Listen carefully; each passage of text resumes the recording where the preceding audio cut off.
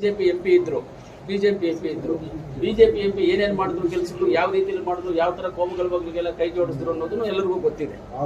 ಕೆಲವರು ನನ್ನನ್ನು ಕೇಳ್ತಾರೆ, ನೀವೇ ಅಲ್ವಾ ಅವ್ರು ಮಾಡಿದ್ದು ಅಂತೇಳಿ. ಹೌದು, ನಿಜನೇ, ಸುಳ್ಳೇನ? ಯಾಕಂದ್ರೆ ಎಲ್ಲರಿಗೂ ಕಣ್ಣಿಗೆ ಗೊತ್ತಿರುವಂತ ವಿಚಾರ. ನಾವು ಇಲ್ಲ ಅಂತ ಹೇಳಕ್ಕಾಗುತ್ತಾ? ನಾವು ಬಚ್ಚಿಟ್ಕೊಳ್ಳಕ್ಕಾಗುತ್ತಾ? ಮಾಡಿರೋದನ್ನ ಕಣ್ಣಿಗೆ ಇಲ್ಲ ಅಂತ ಹೇಳಿದ್ರೆ ಜನ ಉಗಿಯಲ್ವ? ನಮ್ಗೆ ಯಾವತ್ತು ನಾವು ಏನೇ ಮಾಡಿದ್ರು ಧೈರ್ಯವಾಗಿ ಒಪ್ಕೋಬೇಕು. ಆವತ್ತಿನ ಪರಿಸ್ಥಿತಿನಲ್ಲಿ ನಾವು ಬಿಜೆಪಿ ಪಕ್ಷವನ್ನು ನೋಡಿ ಮಾಡಿಲ್ಲ, ನಾವು ಒಂದು ವ್ಯಕ್ತಿ ವಿರೋಧವಾಗಿ ಮಾಡ್ಬೇಕಾಯ್ತು, ಮಾಡ್ಬಿಟ್ವಿ, ಏನು ಮಾಡೋಕ್ಕಾಗಿಲ್ಲ. ಆ ಒಂದು ಸಂದರ್ಭ ಹಂಗಿತ್ತು, ಬೇರೆ ಆಪ್ಷನ್ ಇರ್ಲಿಲ್ಲ. ಆದ್ರಿಂದ ನೀವೇ ನೋಡಿದಿರ ಅದರ ಕ್ಯಾರೆಕ್ಟರ್ ಹೆಂಗೆ, ಏನು, ಯಾವ ತರ ಅಂತ. ಈ ರೀತಿಯಲ್ಲಿ ಆಗ್ಬಾರ್ದು ಅಂತಂದ್ರೆ ನಮ್ಮ ಗೌತಮ್ ಅವರನ್ನ ನಾವು ಗೆಲ್ಸ್ಕೋಬೇಕು, ಶಕ್ತಿ ತುಂಬಿಸ್ಬೇಕು, ಗೌತಮ್ ಅವ್ರನ್ನ ಎಲ್ಲರೂ ಸಪೋರ್ಟ್ ಮಾಡಬೇಕು.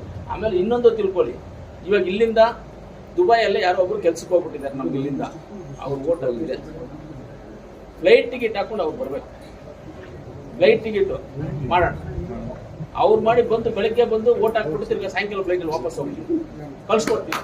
ಸಾಯಂಕಾಲ ಒಂದು ಓಟು ಮಿಸ್ ಮಾಡಬಾರ್ದು.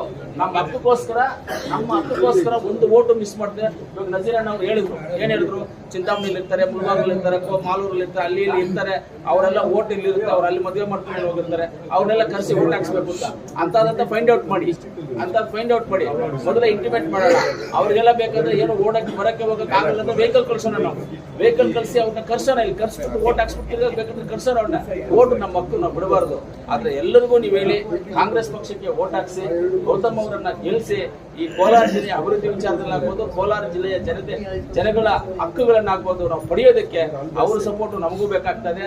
ನಾವೆಲ್ಲರೂ ಒಗ್ಗಟ್ಟಾಗಿದ್ರೆ ನಮ್ಗೇನು ಅಡ್ಡ ಇರೋದಿಲ್ಲ, ನಮ್ಗೆ ಕ್ಲಿಯರ್ ಆಗಿ ನಾವು ಮಾಡ್ಕೊಂಡು ಹೋಗ್ಬೋದು ಅಂತ ಹೇಳ್ತಾ ಮಾತಾಡ್ಲಿಕ್ಕೆ ಅವಕಾಶ ಮಾಡಿಕೊಟ್ಟು ನಿಮ್ಮೆಲ್ಲರಿಗೂ ಧನ್ಯವಾದ.